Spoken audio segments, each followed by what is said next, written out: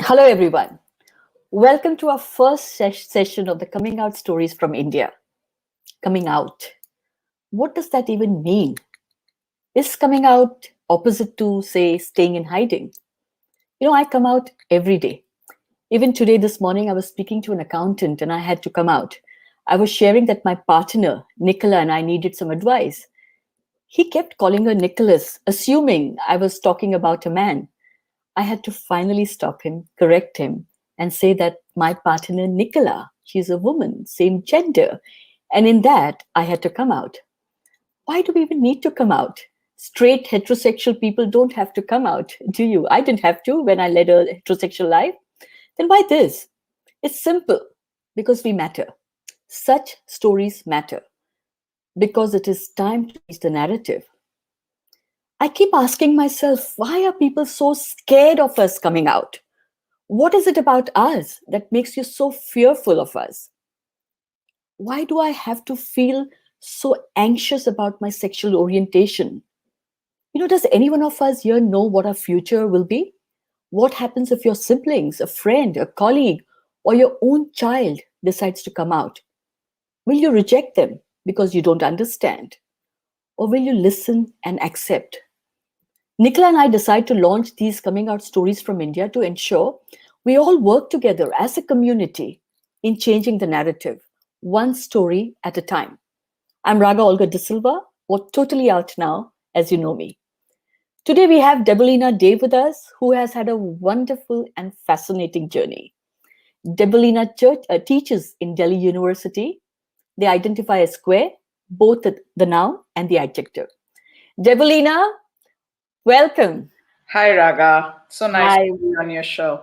Thank you for Fantastic to having have me. you. Fantastic. You're our first on the Coming Out Stories from India.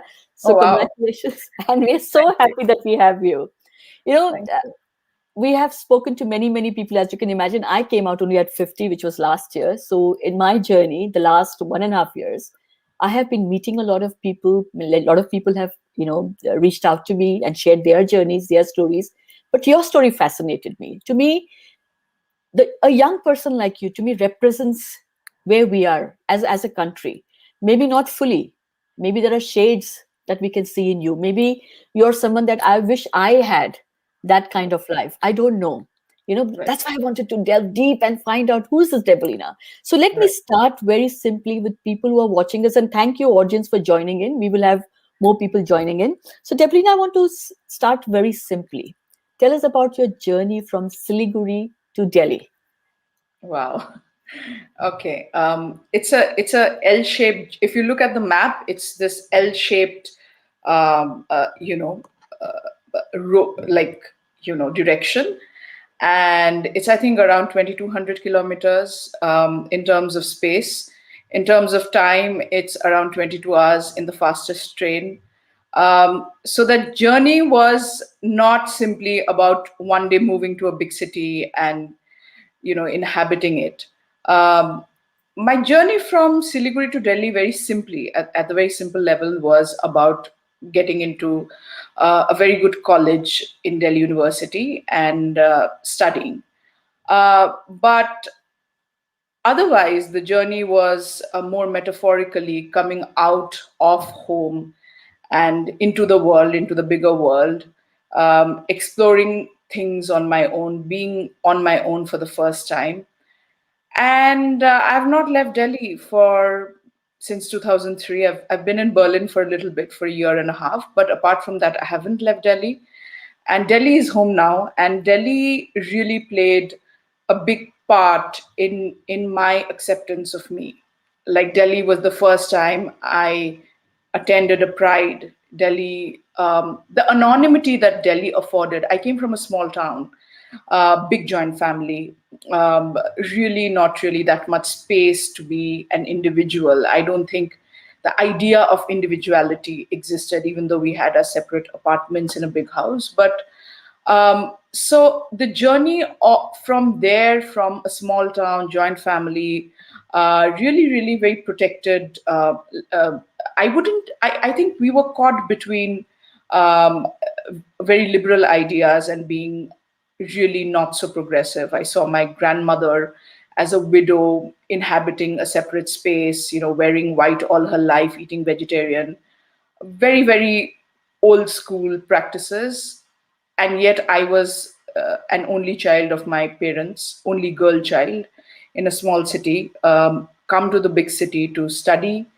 So all of these actually combining together, I didn't know my head from toe in some senses. I thought I knew back then in my 20s or in my late teens. But Delhi was amazing because the anonymity it afforded me, I could be anybody. I could rediscover myself. And it didn't matter if people were going to say something because nobody really knew me in Delhi. So, Fantastic. No, I hear you. I hear you. I have a question that is related to this okay. joint family before we Yeah. get into Delhi, because I just want to, for those who are not familiar with what the joint family system in India is, can you share what is a joint family that you keep referring to? So my grandfather had five sons and three daughters. The three daughters were married away, but the five sons four out of them decided to live together in the same house and not move out. So that's what a joint family is. And then their wives, and then their children, and then their grandchildren. So it's like a thing that becomes bigger and bigger. It's like a rhizome. It's like it keeps laterally growing. Yeah, so that's there are many different models of joint families, like where the kitchen is, there's one kitchen in the house. In the joint family I grew up in, by the time I was born, we had separate kitchens. So but we every puja that happened, every religious festival, we all came together. I mean, I had a really happy childhood. I must say that it was not oppressive at all. I grew up with a lot of cousins. I never felt like I didn't have a sibling. So, I mean, it was fun. But at the same time, the idea of privacy, the idea of individual, the idea of really having the courage to be yourself was tricky, I would say. So we have this India, which is a large country. Then you have metropolitan cities. That's where you're in Delhi right now. Then you have within that you have towns and you have smaller villages, and you go smaller, smaller. And within that we have families, which are joint families, extended families living together.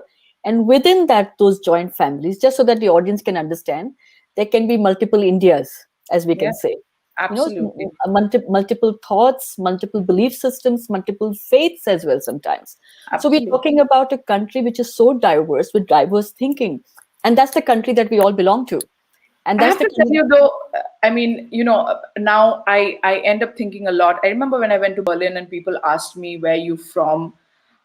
I was like, should I say Delhi? Should I say Siliguri? Should I say India? Like when people in Delhi ask me, where you from? Now the question irritates me because I've been in here for 18 years. But actually, this is quite a tricky question in the modern world where we're all migrating. And we had I was second generation migration, like from Bangladesh, which in 1948, and migration still seems to be a problem. We were dispossessed. So really, I mean, at 35, when I'm thinking of identity, all these factors play such an important role in shaping who I am. So So, yeah. so you said that Delhi, you made a comment about Delhi basically is where you've come out, right? You feel Yeah, safe because it gives you a sense of absolutely. anonymity. So, what is it about a bigger city versus a smaller place that you come from in Siliguri that they're so distinct? Why in one place you feel comfortable, in the other you're not? You're maybe hidden, not hidden. I don't know yet. I think it's just that everybody knows you. And I don't think I want this coming out story to be one of courage where I was completely immune to what people are going to say. No, that's not the case. Um, for me, it was it is a certain respectability also. I don't think I was a rebel kid at all. I was not one of those. I didn't rebel against my parents. I was actually quite a good kid, according to the giant family I lived in. And honestly, I was like any other child, scared. I was scared ki log kya kahenge. I was scared. Uh, and also, I don't think I accepted myself. By the time I left home, I thought, okay, I'm not and those times the word was lesbian also. It was queer wasn't there. I thought, this is nothing. I have never had sex with a woman, so I'm not lesbian. I'm just attracted to women. So it was also that it was denial, and it would take me 10 more years to actually get rid of that denial. So it's not just the city that made it possible. It was also the age, the time, the space, and having the space to explore who I was. Your self-discovery process also, right? Absolutely, Yeah. absolutely. But see, in a heteronormative society, for me, for instance, like I thought normal life, the word Yeah, normal I'm going to use, was between a biological man and a biological woman. A man and a woman romanced and they got married, they procreated, they had children, as I did. So to me, that was my worldview. That is what happened to me, and that is what I lived that life until I discovered that that is what wasn't what who I was. So, like you said, took a long time. I had internal homophobia, and I want to talk right. to you about what that means to you. Did you feel internalized homophobia in your life? Or was it something you've never thought about? It never happened to you. No, no, it happened to me. But before that, I have to tell you that I grew up watching a lot of Bollywood, and my parents had an intercaste love marriage.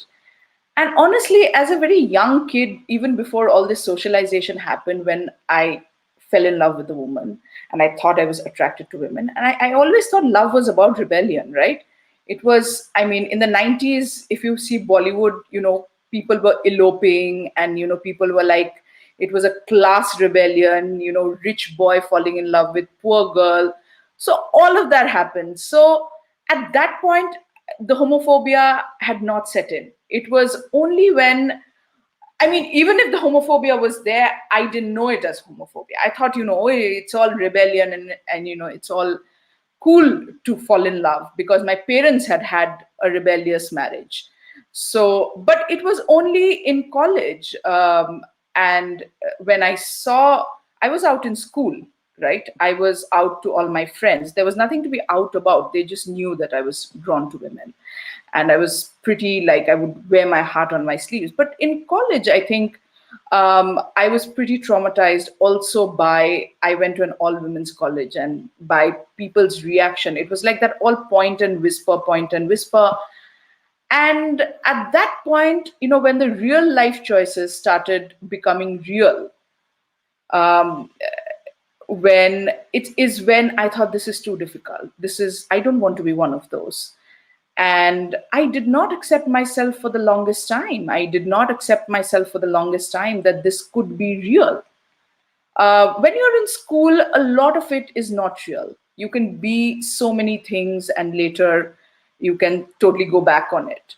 But as you become 23, 24, 25, these whispers of marriage, let's get married, what are you going to do, life choices, it is only then that in this entire thing became political for me, and I started going in denial. I'm like, I can't do this. This is too difficult. This is, and homophobia actually. And I was to know later that this was so much internal homophobia. I just didn't want to be one of those people. If it was so difficult, if it was so challenging, if I had to fight all the time, I just didn't want it. It So was when you too say, difficult. Debolina, when you say difficult, challenging, was it difficult, challenging for you because you had not accepted it, or because the person that you were falling in love with or had fallen in love with, it was difficult to get them to reciprocate as well? I think it was both. I think for the longest time, um, my idea of sexuality did not have any self love in it. It was about feeling love from the other person. For me, I mean, I remember this. I mean, people would say that love is unconditional, but for me, love, the first condition of love was that you had to belong to the opposite gender.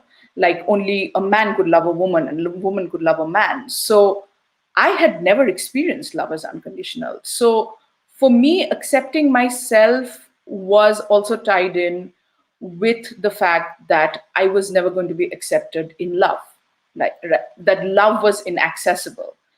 So I mean, it wasn't like that always, but eventually, I think the fact that one of my partners was so much more easier about it made it easier to accept myself, for sure. I'm not gonna, you know. So in your journey from, say, in your early 20s to mid 20s, when you're in the process of self-discovery, you have internal homophobia, then you discover yourself and you feel comfortable with who you are. Did it change for you then on? Then once you settled within yourself, did that change Yeah. for you as a person and as somebody who could then feel free to fall in love with whoever you wanted to? I don't think we are still not free to fall in love with whoever we want to. There is still, limited options, sure, but yes, as I moved along and as I explored myself, as I explored options, there's a point as you grow older. I think I also grew up with a very keen sense of time. There are some doors that close forever, not just in terms of career, but life choices.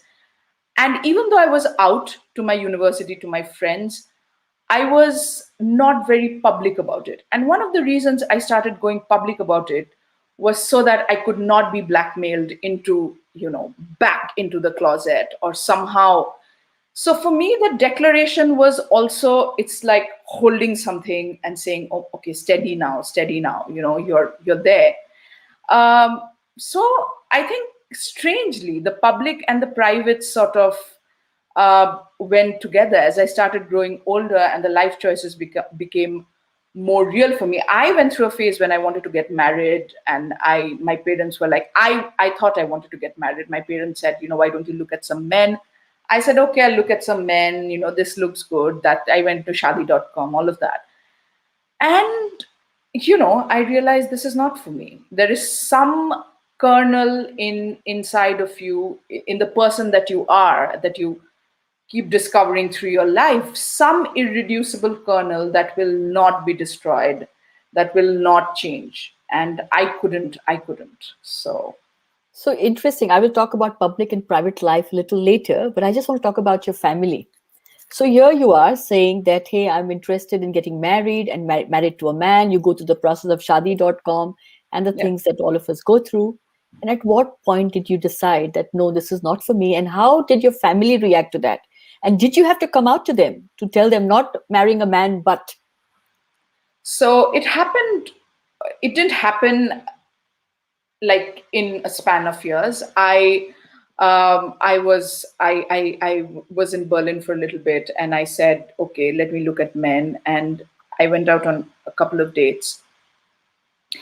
I it wasn't. I had been with women. I had fallen in love with women, and I just didn't get the same feeling with men. And I tried, and they were really nice men. They were good people. There was nothing wrong. I just didn't feel affirmed as a person. I didn't feel emotionally validated. And this is what I have discovered over time. I'm not one of those people who generalize, make like, say, oh, men are not nice or men are not. That's not for me. Uh, I've that wasn't what the case was. It's just that I forgot men the moment they went out of my sight. And I told this to my mother. I said, well, this is what has happened, but I had not come out to her. I only came out to her around 3 or 4 years later. I kept pushing the coming out. I kept telling myself I don't have to come out to them. I was their only child. It's not like I could have sort of not, I could have gotten away without coming out to them. I came out to them at some point because I had my own place, and I thought, okay, now I'm in a secure place. I never came out to my dad because I didn't need to come out to my dad. He's someone that I just didn't, he just knew, and, he never brought it up. But to my mother, I came out, I said, well, I'm asexual. She said, really? The first time you're also broaching this whole sex talk with one of the parents. So I said, and she said, and then I said, well, you know what? I don't really feel sexual attraction towards men. And she knew what was coming because she did ask me twice as a teenager and as someone in my 20s, do you want to get married to women? And I said, what rubbish? No, of course not. What? I'm not one of those people. So, yeah. And I don't think she's still accepted it, to be honest. She still keeps thinking that, uh, I mean, acceptance is a long process. Coming out is every day, like you say. And, but I knew that I was not going to renege from that place. It was like I had arrived in my truth. And yeah, it Interesting. was Interesting. We have Aruna Desai. I don't know whether you know Aruna Desai. She's the founder of Swikar, the Rainbow right, Parent. Here she right. is. She's listening to us, and she said very inspiring coming out story. So Aruna Desai, they set up something called Swikar, the Rainbow Parent, and it's a fantastic, fantastic concept where her own son came out to her like 13 odd years ago, and all she said was so what, so. And I love her. I mean, I want every parent to be like that. And so she set up this support group for parents or families who don't understand the whole concept of coming out, who don't Yeah. understand that's sexual orientation is normal, or things like that. I mean, Aruna is the best person to talk to, and I will connect you. But we need more Aruna Desais in this world for sure. But coming back to your mom, I really am curious about this, because you said you had a conversation about taboo subject like sexual, asexual. You said you had to come out and say, you talk about these are very difficult topics or subjects even in today's time. Even here in London, I speak to my children because I come from a different way of thinking, but it is a very difficult subject to have. So did your mother understand when you even said the word asexual? Did she understand what No, homosexuality was? no, she didn't. She didn't. These are not words that even exist in the queer vocabulary. Like asexuality is one of the most marginalized Right. forms of being sexually, different. So she didn't understand. I explained it to her, and she thought it's some hormonal something, or it's I'm not really feeling physically well or something like that. So no, she didn't get it. She didn't get it. And I just actually wanted to broach the whole topic of I lied. I'm not really proud about the way I came out, but I was scared, and I had my own place finally. And I thought I was going out with someone at that point of time, who my mother kept insisting on calling my friend or my sister, or she said, she's older to you. Why don't you call her that? I think she knew she was also pushing me to come Agree. out. Yeah, she was doing it deliberately because it was really pinching me at that point. And I said, enough is enough. Yeah. I'm 32 years old. This is my life. I don't need to hide. And I think I had a very emotional coming out also. She also only child. She said all sorts of things. And I said, you're the last person to know in some senses. The whole world knows. And why is it that as your only child, I feel like you should be the last person to know? Like, why do I feel like I need to hide from you? And yeah, we still have these conversations. But it's been like 3 4 years now that I came out. So Sure, these are things that we have been through. A lot of, like, you're going through, I've been through. I know a lot of our friends have been through this and are still going through this. Times have changed, but they haven't really changed as well. Each family is different. I like the fact that you said that you found a secure place. Like, once you had yeah, a secure place, and that's what I say. Every one of us needs to feel safe. That's one thing that we yeah. need to feel. We need to feel I've safe.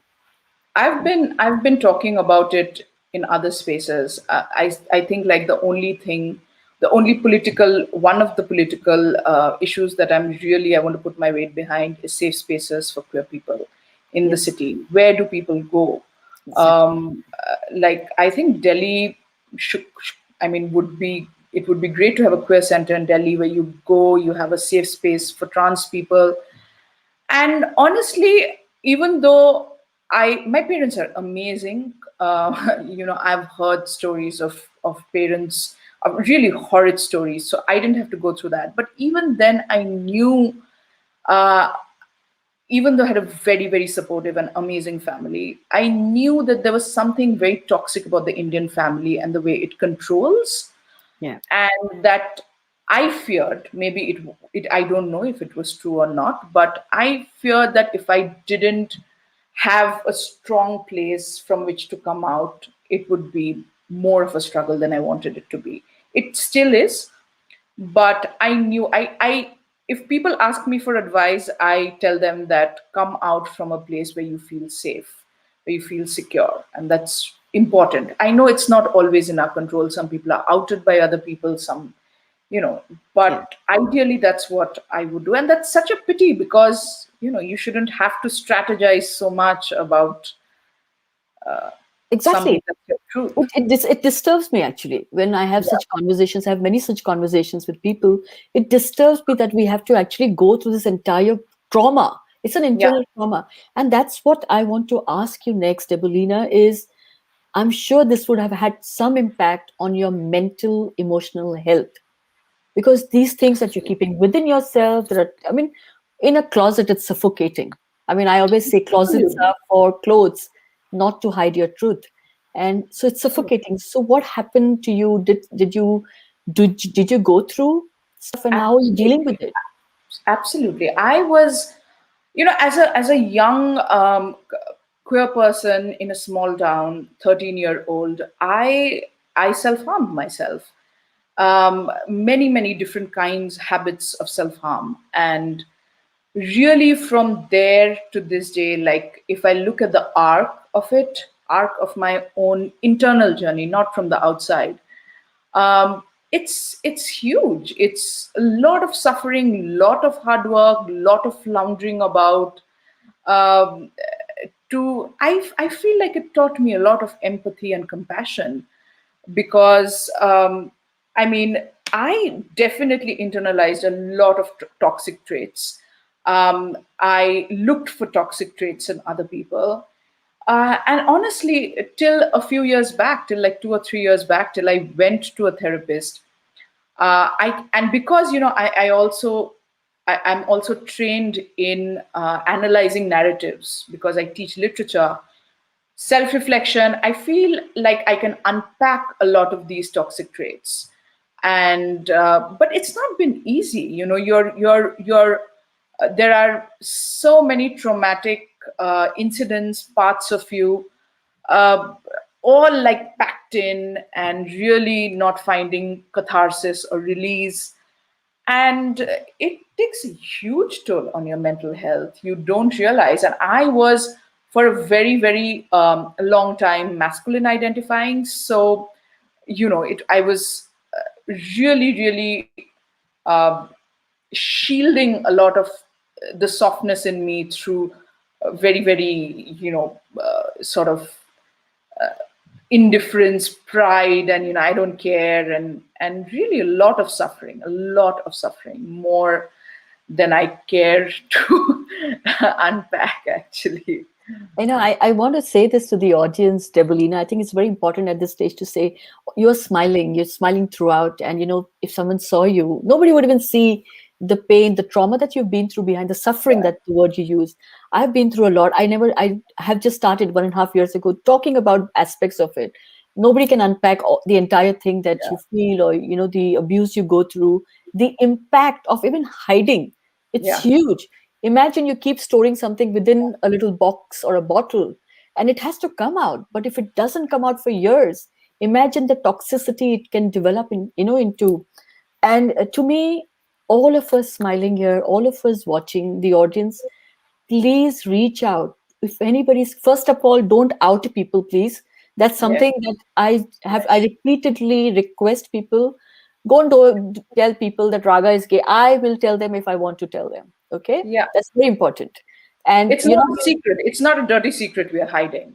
yeah, yeah, Like I say, heterosexuals have the public and private. Why should we have public, private, and secret? It's not a yeah, secret. yeah, Please don't exactly. out us. Don't out us. We will out ourselves if we want to, and when we want to, and how we want to. That's most important to remember. And also, if somebody comes out to you, please speak kind. In the words Debolina used, speak kind, have empathy, be considerate. It is very simple. You don't have to do anything more than that. hold somebody's hand. You don't have to give advice. There's no need to. Make Yeah. that person feel safe, because those are things that I did not have in my life.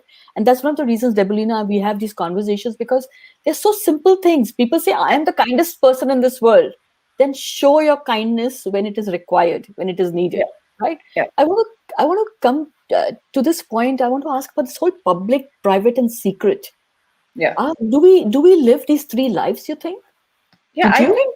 I think I'll tell you even something so small. And when I was doing this, I was telling myself I'm going to tell this to Raga at some point because, I think you tagged me in that story and for this event, and it was a public.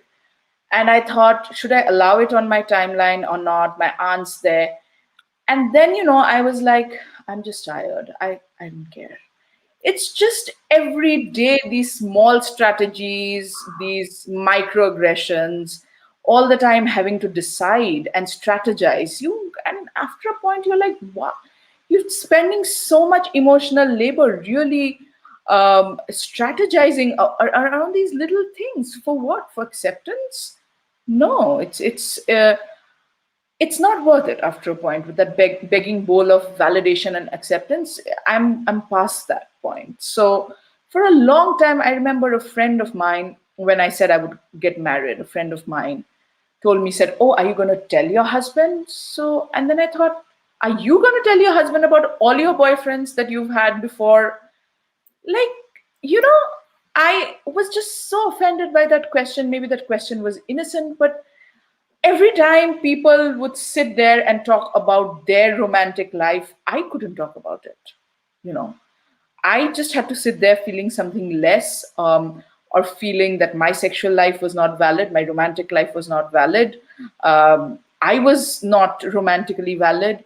All of that. It's the life of secrecy. It's what keeps you from shouting out from like rooftops. If you're in love, you want to declare it. You want to show off. You're proud. It's the opposite of pride. Actually, it's what we march for. Pride is that sense of self-esteem that you develop, over time. That sense of validation, that sense of affirming behavior that happens over time with confidence, with practice, with community, that keeps affirming it. But the public is also, I think, for me it was easier because I went to a liberal arts place to study and work. So there, the environment was more accepting. But even then, I think there are some parts of being queer, like you're single probably, and by the time you're 35 and your colleagues are 35, they have families, heteronormative, that are understood more than what your life is. So I think there are things that you see about identity and being queer and being um, very out and open. And then there are things that you can't explain, even to yourself sometimes. And at the same time, if you're always strategizing, it's like a cocktail of emotions. You really, at some point, need to let go and really look inward and say that, you know what, who do I come out for? Why do I need to come out? Why am I always strategizing? What am I going to gain out of it? And yeah, It's interesting, because I did that for 50 years, right? yeah, I yeah, felt so suffocated, so suffocated. And I always tell people it's like wearing an ill-fitting jacket. And it's a good-looking jacket, but it's ill-fitting. And you feel the buttons are going to pop off any moment. And it's so suffocating. And people, even now, they say to me, why did you just not retire? You have a happy family, you have wonderful children, they accept you. Why do you need validation from the world? But right, no, it's not about validation only. It also, when you want to feel liberated. Like you said, I want to sit in a room and I want someone to come in and treat my partner as I yeah, treat their partner. absolutely, I want to be included. The yeah, problem is that we don't feel included. Like you said, you would sit in a social gathering and you had to be quiet. You couldn't talk about your romantic relationship because you felt that you'd be judged, right? yeah. Or I don't know, maybe ridiculed. I don't know, or maybe Yeah, nothing. it was Oh, just not valid. Like I yeah, remember back in 2000, early 2000, just queer sex was not sex. It was just something, it was like an excuse for sex. Or it was something, not, it's something like sex, but it wasn't sex, right? Or it wasn't pleasure. What do you know? Like, yeah. really, I've been through those times and through those decades. And I'm so glad to be in 2021 really talking to you about it, because it's all now become a story. And I'm glad it's a it's story it's now. it's interesting. You're saying you're talking about 2008. Well, I'm going to tell you about 2020. Oh my Nicola, God. Nicola and I were out. People knew who we were. We had some very close friends talking to me. I'm supposed to be this charming person. I don't know why, just because I smile at everybody. And this person in front of my partner, who's by then out, says, "Oh, Raga, but see, look at her. She's so pretty. I'm sure you would like her." Or this guy, "Oh my God, he's so handsome. You must go out with him." Like just constant, and it was constant. It Yeah, was like my partnership yeah, with my same gender partner yeah, was not valid, did not yeah, exist for them. It was just another woman. yeah, And so I don't understand. 14 yeah. years is not No. a joke, right? And you have to Yeah, say, you'll get another, like if you're going through a breakup, like married people go through divorce. Yours is just a breakup, Your breakup is just a breakup, and oh, you'll get over it. There's many fish in the sea, or things like that that make you feel like there are so many microaggressions and invalidating comments, insensitive, dismissive, that really take a toll on you after a point. You're like, where do you begin? yeah. Yeah, yeah, you're tired of explaining after a point. I totally understand fatigue set in. So at 50, I should have retired and I should be sitting and sipping a glass of wine or two or 10 every night. But I decided, no, it's not, that's not going to be. At No, 50, I want to be liberated. And I want people like Debolina to come out and talk about their stories, because this is a generation that actually is going to turn the page. But look at Debolina's story. Although her story is not, she says, of courage, but yet it is a story of courage, because it is difficult what you've been through it or is. going It through. is It's difficult. not an I easy mean, it thing. is definitely not. I mean, it is. I say it's not of courage in the sense, but I was, out at 12 in my school, which was an all-girls convent. It was run by nuns. I remember at one point in the class, I was sitting in a class and doodling the name of somebody that I had a crush on.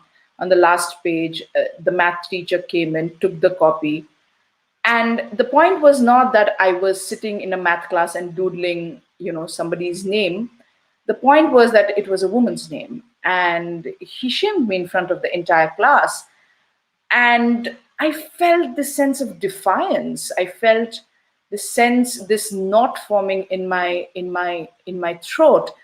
And so many times I've had to write the name of a person I love and scratch it out, for fear of being discovered. I think it's something so small, but these victories, it's these things that make the coming out story so liberating. The fact that I don't have to hide the name of the person I love. I don't need to scratch out that name. Fantastic. I'm going to come back to this and your story from Berlin versus India and the message you have carried from there. But let me just read out some of the fantastic, beautiful messages that are coming through. Rachna Chakrabarti, who's been watching our show, says, "Thanks, Raga, for giving the platform to feel liberated." Very welcome, Rachna. Veronica Jacob, this is an amazing initiative from your end. I'm sure it will help a lot of youngsters to own up to their innermost hidden feelings. I hope so, Ronica. I hope so. I mean, this is our biggest challenge, isn't it, today? Is to, do we even own up to our own innermost feelings? Aruna says, amazing journey. Debolina, Rachna again says, talks about feeling liberated. So thanks. Keep Anamita Goswami says, awesome. Kanas Jaswawala, a very dear friend of mine from Mumbai, says, Raga rocks. Thank you. Proud of you. Okay, that's right. CVMD, caring, versatile moms and daughters. Time has changed, but not the mentality. It's high time that we change our mentality. I agree, but this is how we change the mentalities. Why do we push anything away? Because we don't understand it fully. The idea is to, through storytelling, tell people how our life is. And so if you find anyone else being feeling challenged or difficulties in their life, please just hold their hand. That's all I say. You don't have to be, too political about it. Now, coming back to your Berlin days, do you see a difference on how queer people express themselves in Berlin versus India? And do you think that that experience in Berlin has helped you, fight for our own rights? I don't know, fight is the word, or I bring think that to India? I was in Berlin only for like 16 months, so I wasn't there for a very long time. But Berlin was really, really a very important turning point in my journey, in my own journey, in my personal journey. I think also because I've always felt really like the kind of self presentation that I have, the kind of gender presentation that I have, I always feel like I'm noticed, or I've had to change my appearance according to places. In Europe, I really felt invisible, like, and that was a very liberating feeling. I didn't feel like I needed to be anyway or look anyway. And I remember going to Pride there mid-June and really seeing this big poster saying that um, like it is not a democracy if your sexuality is not liberated. So, I mean, Berlin was also for me the only time I stayed completely alone. I didn't have a partner there. I lived alone, and it was a sort of hermetic solitude. And for me, it helped me go inwards. And yes, there is a lot of difference. I remember going to a gay bar for the first time and really like dancing all night, and really the feeling of liberation that there is. If I had stayed longer, maybe I would have found out. I'm not saying that India doesn't have these spaces, but I was also at a point in my journey where I didn't know that community existed in Delhi. I had not interacted with community. So for me, attending Pride twice in Berlin, really seeing the culture there, which is so open, was for me to feel invisible felt like being visible, like being valid in some senses. I mean, in India before, I just felt I was just so, I stood out like a sore thumb. And I was very uneasy about my own gender presentation. I was also at a point in time where I didn't call myself androgynous. And suddenly, Berlin was that place where I felt like I didn't need to choose between genders. And at that point in 2013, the word non binary was not available to me. So I said, androgynous for the longest time, that I don't need to choose between either being masculine or feminine. And that was really the fact that there was nobody watching and I could be in my own space, do my research, and really experiment with my gender really, really helped. It So do you, was really validating. excellent. So do you think that the person you have become, the person you are now, from all the experiences you've had, are you now the voice, one of the voices in the community? Do you see the narrative changing? I think there are many communities. Firstly, in Delhi, there's the trans voice, there are trans men, there are trans feminine groups, and that's the beauty of it.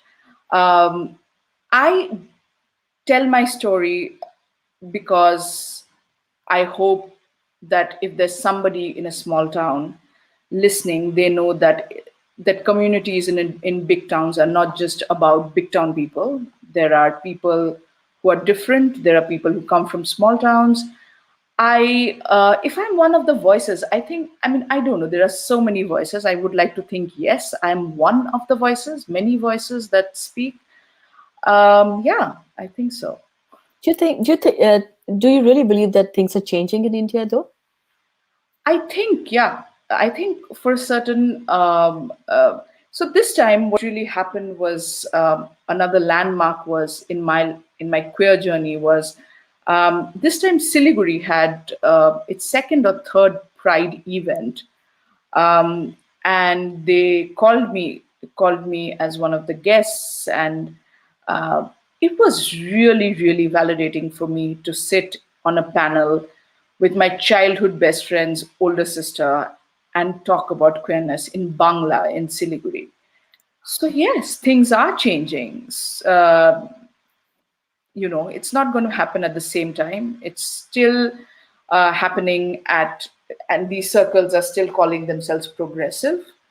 So yes, it is happening, and I'm so glad that it is happening back in the town that I grew up in, because I always um, used to think that I can't go back in Siliguri and live a valid queer life. But who knows, maybe 10, 15 years down the line, it is possible, you know. Fantastic, isn't it? That's something that we would all love to do. Hey, Nicola has a question. She says, does there need to be more political changes in India towards the queer? Um, I think all of it is political, firstly. I think the personal is political. What we're doing on an everyday level is political. If you're asking me about laws, yes, we've only had one law about decriminalization, 377. We need more laws that are progressive around trans rights. About the marriage bill, I think I support those who want marriage and marriage equality. There should definitely be equality. If two men and two women want to get married, why deny them that right? For sure.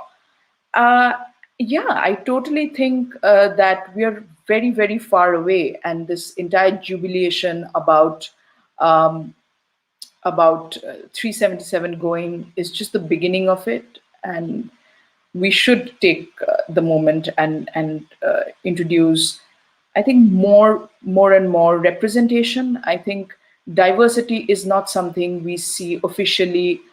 I mean, before I talk about politics, let's look at the university. Let's look at the place I work, right? Do we have diversity policy in terms of recruitment? We don't. Do we have reservation for trans people? We don't. How do we implement these things? This is a long journey, and I think it is political in the student body to have representation, to have diversity. It's really important in the way that I see a lot of European places doing, like have diversity policies. Sure, sure. I'm going to read a comment that Aruna Desai wrote. And audience watching, please feel free to ask us questions because we are coming to the closing of our session. Aruna Desai says, through storytelling, queer children gain their confidence back. So true. They can face the world courageously. And Aruna, of course, is speaking through her own experience and thanking us for this conversation. You're very welcome. And we want to see more and more participation from the audience in the future because, Debolina and I can have a conversation offline and speak for hours. This conversation is for the others as well, so that we can together change the narrative. Debolina, I want to ask you this very important question, which I ask myself every day. Do you feel free within? And what No, does freedom mean to you? no, I don't know what it means, honestly. It's a very deep question, but it did occur to me while I was talking to you at some point. I don't know at which point. I thought I don't completely feel free, but as in, I still have to think of those minor things, like this is a public post and it has tagged me. Should I allow it on my tag? It's such a small thing, isn't it? But I still have to make those choices. I can't sit in the same way in my WhatsApp family group and talk about my love life. I mean, I remember telling this to a cousin once. I said, "Why do you think the women in this group have never felt okay talking about their love lives and their multiple lovers? You think you're the only people who have had multiple lovers and you're showing it off? Well, you know, where am I telling my stories? I'm telling my stories to you. I'm telling my stories in the community. I'm telling my stories at LGBT events, or, but am I telling these stories to somebody else's in the same way that my grandmother can tell her love story? No. So I think, I mean, I'm not saying that just because I can tell these stories that I'll be more free, but at least in my mind, I will not have to make that choice that I'm strategizing. So that is something, I mean, I still self censor myself, there's a lot of self censoring that happens all the time when you're queer. um, I mean, it's just, it's amazing how much little um, these choices, how they accumulate and they become oppressive at some points. And even for me, who's so outspoken and who does speak about it a lot, but it is, I'm not as free to talk about it. Like, there's always a chance that what I talk about is identity politics, but while somebody who's heterosexual, that's life, right? That's their Exactly. life. But mine is identity politics or sexuality.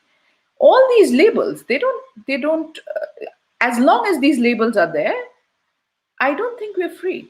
I mean, I'm not saying that we don't need labels. I think labels are amazing initially, but how long, you know? Yeah. No, I understand. I hear you fully. It's just like even when I'm talking to you and I'm reflecting on what you're saying, right? And it didn't occur to me not to tag you. And I'm Yeah, yeah, thinking, oh, I absolutely. should have, typically, Nicola and I would take permission from people, right? If we were doing something different. But in this case, we were doing a coming out story with somebody who's already on every Coming platform up. that we could see have Yeah. come out. And that even Look, for you to have to yeah, censor that and to strategize whether it's right or wrong, I'm thinking, wow, to yeah, me, this says it all, yeah. isn't it? How Isn't it? many times you have to come out? I while doing it, I actually thought about it. And on Instagram, again, I was like, do I want this person? No, on Facebook, I was like, okay, there are those aunts. And then I thought, you know what? I also thought, let me give them a chance. Let me give them a chance to, just see it on my wall. I don't need to hide anymore. And this is one more coming out about a coming out story. So, what It's better place? I want the audience to listen to this, and this is our life. Imagine every day, sometimes every minute, and at times every moment, we have to Yeah, keep this censorship board in our head. yeah, It's, yeah. it's not a pleasant way to live. It's not No. the way that it's like bondage, right? I I have a think poem. that Sorry, I is have a, what yeah, makes queer self discovery such a joy and so much suffering, because when you're constantly used to self censoring since a child, and then discovering these epiphanic moments, you're like, oh wait, this is what I like. Oh wait, I don't like this. Oh wait, this is something I never wanted. It's the arc of self discovery is what is so fascinating about being queer. It's after a point, even though people keep on talking about sexuality, yes, okay, but it's these other things that keep opening. Like, while there are some doors with age that keep closing, you can't turn back, there are these other doors that keep opening. no. So yeah. Quotable quote. Karuna Chima says, we need more queer stories. I'm sure this will bring positive and supportive outlook in the society. Thank you, Raga and Debolina. Karuna, I really hope so. That is the whole idea. And all of us together, every person here makes a huge difference. And it's such a lovely conversation I've had with you, Debolina, really. And I have learned so much today as well. I hope the audience here will take the insights, the stories from your home, and make sure that they are part of that deleting that log kya kahenge, like you keep saying, logon ko kuch bhi kehne do. If I was in a good mood, I would have sung for you, but I am not in a good mood. I'm in a super mood, so I'm going to not sing. But Debolina, lovely, Oh, lovely. नहीं कुछ तो लोग कहेंगे. चलो गाओ साथ में. But है ना, you must be trained as most people are from oh Northeast, no? no, I am. This is a different coming out. This is something I would rather keep in the bathroom, if not the closet. I will repeat that. Closets are for clothes, not to hide Yes, the truth. Okay. yes. But lovely, lovely having you. I Thank love you, the way Raga. you expressed yourself. I think it is very important. You showed your vulnerability to us, and thank you for that, because that requires courage. And this Thank you. platform is for people to come in, Just ask us any kind of questions. Nothing is wrong or right. We will take your questions. We want you to be part of the word allyship. Come and join us. Let's celebrate being who we are. Let's be free. I want to feel free. I really, that's the question I ask Yeah, myself every night. Do I feel free? No. Because yeah. I may feel free for myself, but I don't feel free for a community. Sorry, my That's phone that's is. the alarm saying, Raga ko itna hi time dena. Okay. No, no, this was lovely. This was really But good. thank you for an interesting Thank first you so edition much. of Coming Out Stories from India. Thank you. Really, I cannot tell you this is one of the most interesting and fascinating conversations. It made me Thank you. smile, but it also left me a bit disturbed. Yeah, That behind the smile, behind the intelligence, and behind all that demo, there is this person who has been going through so much. And I wish you the best. And I know that you, your life Raga. is going to be beautiful and free. And Yes. Nicola, thank you for your support in the background. And I know Thank you're you, putting it all Nicola together. and Raga, for having me. This is a great platform. I hope you have many more stories, diverse stories, and a lot of participation so that maybe 5, 6, 10 years down the line, we don't need to have coming out stories at all. Don't need to come out. Fantastic. Audience, please share this video with freely with people. If anybody has a story of you know of anyone with a similar story or a different story of coming out, please write into us. Thank you for joining in. Please remember to follow me on Totally Out Now on Facebook, Instagram for such stories. There's a YouTube channel also called Totally Out Now. You may want to subscribe. There are lots of interesting stories out there from celebrities, motivational speakers, and people like Debolina and me. And I want to say this again. Remember, closets are for clothes only, not to hide your truth. Signing out at Totally Out Now. Thank you, Debolina. Bye.